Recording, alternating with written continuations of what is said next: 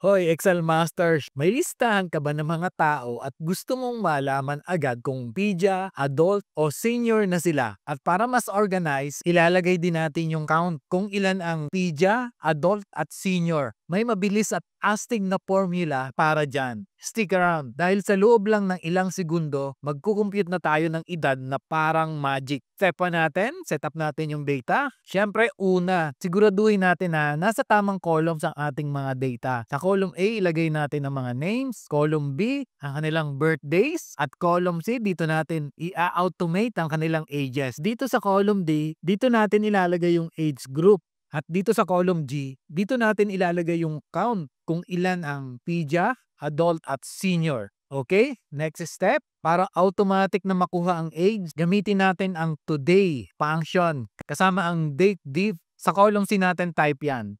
Equals date div.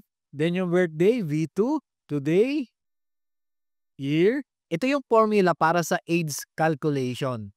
Enter and boom. Copy natin yung formula.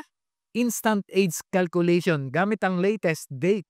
Walang manumanong bilang-bilang. Step 3 natin. Ngayon, paano natin malalaman kung pidya ang age niya ay 1 to 17 years old, adult 18 to 59 years old, o senior 60 plus ang isang tao? Simple lang, gagamit tayo ng if function sa column D. So ito yung formula para sa age group, pidya, adult at senior. Kung ang C2 ay less than 18 years old, pidya ang i-display niya. And if C2 is less than 60, adult ang i-display niya. Otherwise, senior. Okay? Enter. Ayan na, automatic labeling ng age group. Para kang may sariling AI na nag-a-analyze ng edad. Next step, para mas organized at clear, gumawa tayo ng summary table sa ibang part ng sheet. Halimbawa, dito sa column F at saka column G. Dito sa category, ilagay natin yung pidya, adult at saka senior. Then dito sa count, dito natin ilalagay kung ilan yung pidya, yung adult at saka yung senior. Para malaman kung ilan ang pidya, adult at senior sa buong listahan, gamitin naman natin ang count ifs. Para sa pidya, ito yung ating formula, equals count if. Bibilangin niya yung cells from D2 hanggang D16. Hahanapin niya from D2 to D16, bibilangin niya kung ilan yung pidya doon sa cells from D2 to D16. Okay?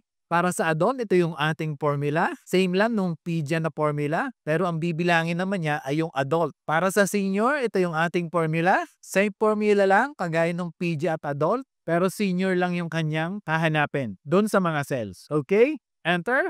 At ayun nga, tali agad kung ilan ng mga bata, mga working adult at mga legendary titos at titas. Kapag nagdagdag o nagbawas ka ng data, automatic itong mag-a-update. So, less hassle, more data power. At para mas madali tayo makapag-search, i-format natin yung ating sheet as table. Control T sa keyboard. Then hit OK. Adult. Pidya.